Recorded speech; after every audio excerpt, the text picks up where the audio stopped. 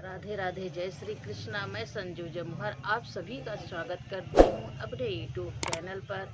एक देवी जी का पचरा लेकर आई हूँ, जैसा लगे आप सभी मेरे भाई बहन बताइएगा।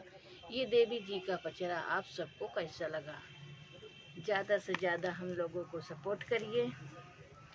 मैया के महिमा महान हो, जवन चाहिए त होई है।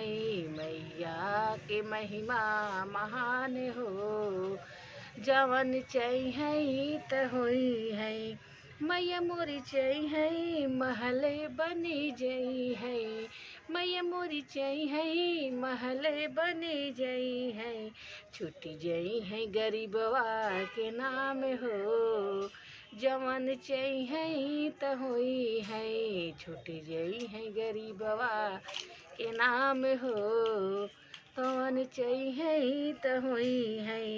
मैया मैया के महिमा अपार हो, जवन चाहिए त होई है। मैया के महिमा अपार हो, जवन चाहिए त होई है। मैया मोरी चाहिए सुहाग दई दे है। मैया मोरी चाहिए सुहाग दई दे है।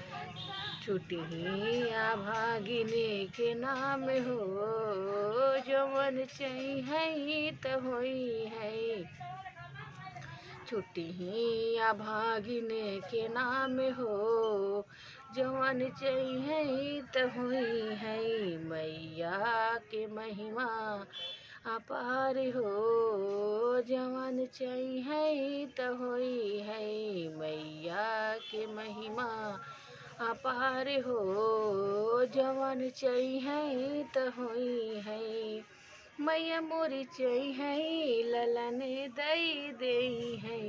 मैया मोरी चाहिए ललन दई दे है।